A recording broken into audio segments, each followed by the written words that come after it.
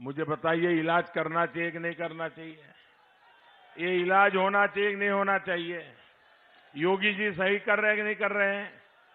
केशव जी सही कर रहे हैं कि नहीं कर रहे हैं? साथियों, गौर परिवारवादियों ने यहां गन्ना मालिकों के जो दुनिया थी, आंख मिचौली की और गन्ना मिलों को बंद किया। सिंचाई की सुविधा देने के बजाय खनन माफिया को, अवैध कब्जा माफिया को, उन्हीं को पाला पोसा था। दशकों दशक तक ऐसी अनेक सिंचाई परियोजनाओं को लटकाए रखा। तब इनको बुंदेलखंड और अवध के किसानों की याद नहीं आई। ये हमारी सरकार है जिसने यहां के किसानों की इस तकलीफ को समझा। बाणसागर परियोजना, अर्जुन सहायक परियोजना, सरयू नहर राष्ट्रीय परियोजना, ऐसी कितनी ही परियोजनाएं डबल इंजन की सरकार ने पूरी कराई है। भाइयों बहनों, बुंदेलखंड के लाखों किसान कितने दशकों से केन बेतवा को लिंक करने की मांग करते रहे हैं। केन बेतवा, इसको लिंक करने की मांग थी कि नहीं थी भैया? लोग चाहते थे कि नहीं चाहते थे? लेकिन ये काम पूरा करने का बीड़ा हमारी डबल इंजन की सरकार ने उठाया है। 44,000 करोड़ रुपए से अधिक, 44,000 करोड़ से अधिक लागत से बुंदेलखंड में खेत खेत तक पानी पहुंचाया जाएगा। भाइयों, ये काम हम कर रहे हैं। लेकिन साथियों, आपको ये ध्यान रखना है कि परिवारवादियों को अगर मौका मिल गया तो उनकी दुनिया चालू रखने के लिए एक केन बेतवा लिंक परियोजना, जिसे मैं पूरा करना चाहता हूं, उसमें भी रोड़े अटकाएंगे, रोड़े डाल देंगे। साथियों, पानी के नाम पर सालों तक इन्होंने क्या क्या खेल खेला है, ये आप लोग भली भांति जानते हैं। यूपी की बुंदेलखंड की बहन बेटियों के साथ तो इन्होंने बार बार विश्वासघात किया है। अब हमारी सरकार यहां हर घर जल अभियान चला रही है। 2 सालों के भीतर ही यूपी की लाखों बहनों के घर पर नल से जल पहुंच चुका है। 10 मार्च को जब फिर डबल इंजन की सरकार आएगी तो तेजी से नल कनेक्शन देने का काम किया जाएगा। और मेरी माताएं बहनें नल से जल के मेरे अभियान को लेकर के मुझे लगातार आशीर्वाद दे रही है। भाइयों बहनों, भाजपा सरकार का फतेहपुर और इस क्षेत्र से विशेष स्नेह है।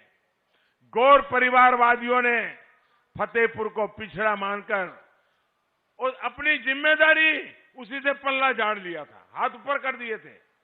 भाजपा सरकार ने फतेहपुर के विकास की आकांक्षा को समझा और हमें आकांक्षी जिलों में इसको शामिल किया। आज फतेहपुर आकांक्षी जिलों में तेजी से विकसित होने के पैमाने पर काफी ऊपर आ रहा है। फतेहपुर में महान योद्धा अमर शहीद जोधा सिंह और ठाकुर दरियाव सिंह के नाम पर मेडिकल कॉलेज के लोकार्पण का सौभाग्य भी आप लोगों ने मुझे दिया था। यहां फतेहपुर में जन औषधि केंद्रों से लोगों को सस्ती दवाइयां भी मिल रही है।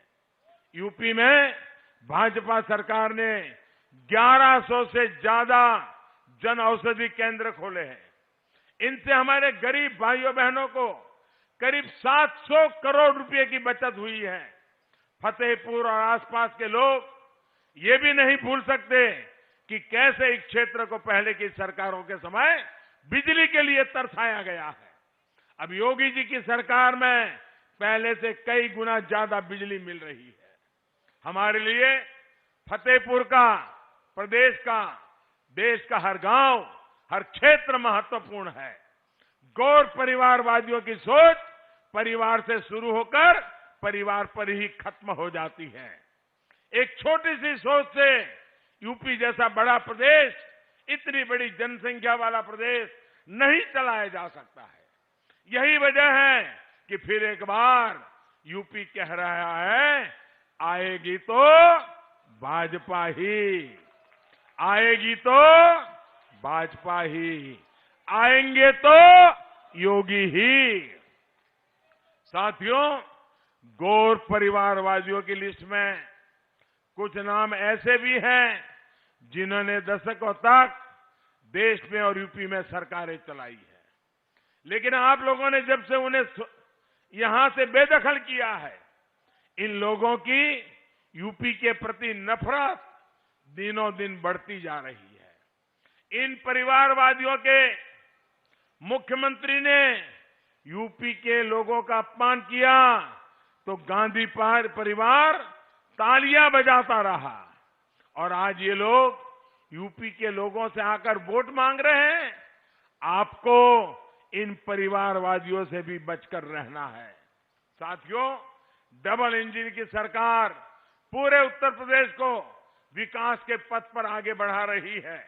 Purvanchal expressway, Prayagraj link expressway, Gorakhpur link expressway, Ganga expressway, ऐसे ही प्रयासों का प्रमाण है। अब तो बुंदेलखंड एक्सप्रेस भी तेज गति से पूरा हो रहा है।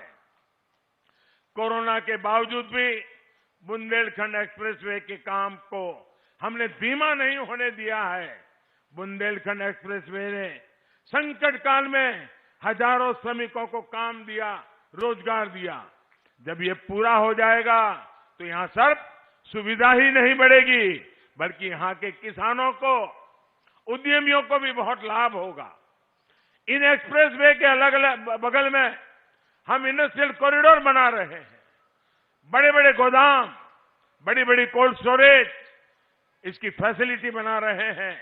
भाइयों और बहनों, डबल इंजन की सरकार इस क्षेत्र के शौर्य और वीरता के समृद्ध इतिहास को और ऊंचाई पर पहुंचाने जा रही है। देश के 2 डिफेंस कॉरिडोर में से एक अब यूपी में बन रहा है।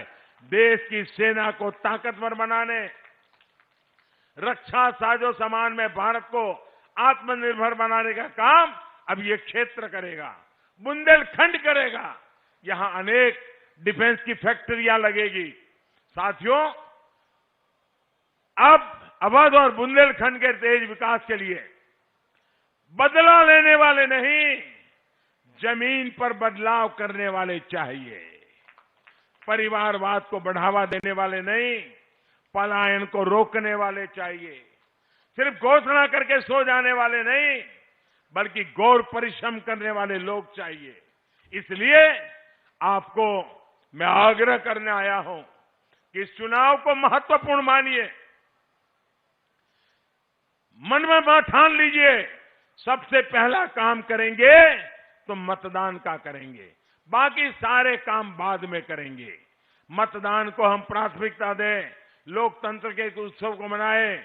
मैं मेरे युवा साथियों को, मेरी बहन बेटियों से विशेष रूप से कहूंगा, आपको भारी मतदान करना है और मतदान कराना भी है।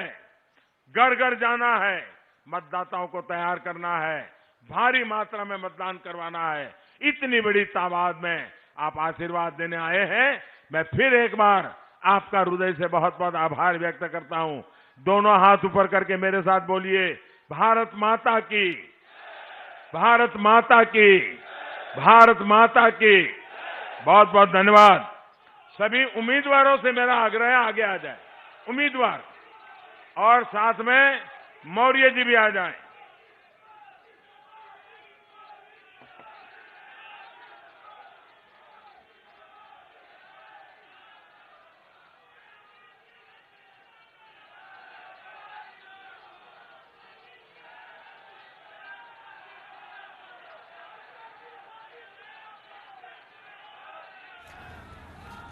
फतेहपुर में सीएम योगी आदित्यनाथ को, माफ कीजिएगा, पीएम नरेंद्र मोदी को इस वक्त आप सुन रहे थे। चौथे चरण में यहां पर मतदान होना है और बीजेपी ने 6 विधानसभा सीटों में से 4 पर अपने उम्मीदवार उतारे हैं। मंच की ये तस्वीर आप देख रहे हैं, ये सभी उम्मीदवार बीजेपी के और सहयोगी दलों के जो इस वक्त आप मंच पर देख रहे हैं। और डिप्टी सीएम केशव प्रसाद मौर्य भी, प्रधानमंत्री नरेंद्र मोदी जिन्होंने फतेहपुर से चौथे चरण के लिए वोट डालने की लोगों से अपील